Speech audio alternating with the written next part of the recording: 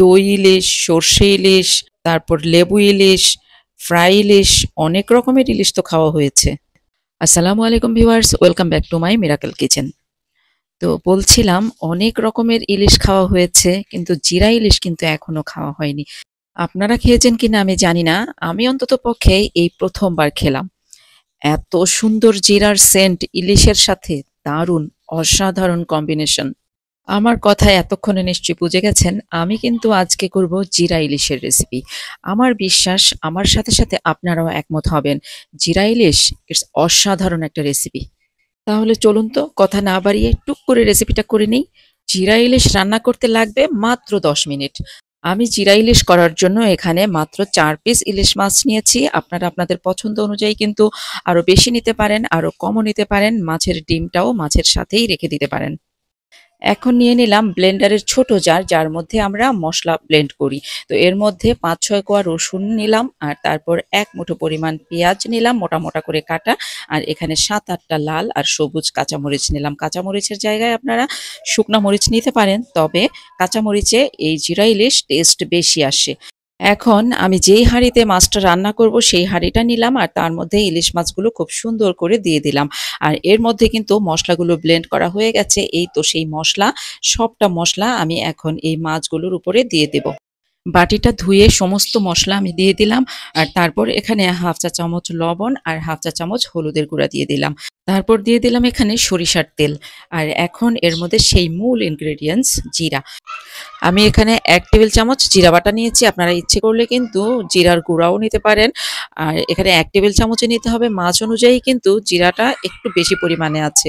যেহেতু এটা জিরা ইলিশ, এখানে জিরার ফ্লেভারটা একটু স্ট্রং থাকবে, এজন্যই জিরাটা একটু বেশি নিতে হবে। আর তারপর হাত দিয়ে মাছের গায়ে মশলাগুলো খুব ভালোভাবে মেখে নিতে হবে।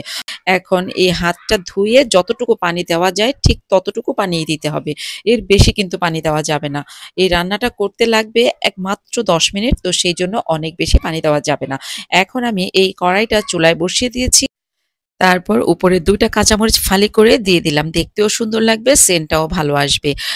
চুলার আগুনটা আছে মিডিয়াম হিটে। এখন ঢাকনা দিয়ে ঢেকে রাখবো সর্বোচ্চ গেলে 5 থেকে 6 মিনিট।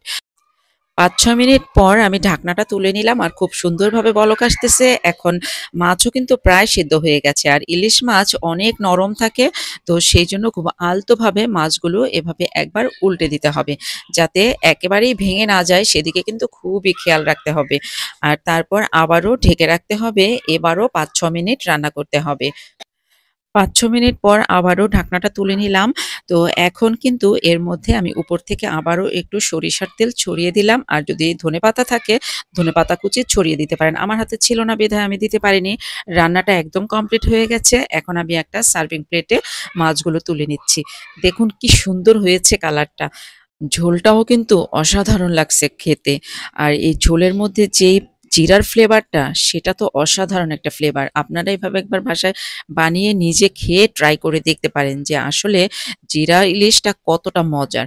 তো উপরে আমি একটু লাল কাঁচামরিচ দিয়ে এভাবে একটু ডেকোরেশন করে দিলাম।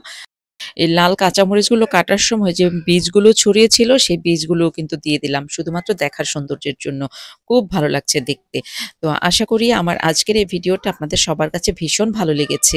এই জিরা ইলিশের ভিডিওটা যদি আপনাদের কাছে ভালো লেগে থাকে, তাহলে আমার চ্যানেলটা সাবস্ক্রাইব করে রাখতে পারেন পরবর্তীতে আরো সুন্দর সুন্দর মজার মজার রেসিপি পাওয়ার জন্য। আজকের ভিডিওটা আমি এখানেই শেষ করছি। আবার দেখা হবে আপনাদের সাথে নতুন কোনো রেসিপি নিয়ে, নতুন কোনো ভিডিওতে। ততদিন আপনারা ভালো থাকবেন, সুস্থ থাকবেন, মিরাকেল কিচেনের সাথেই থাকবেন।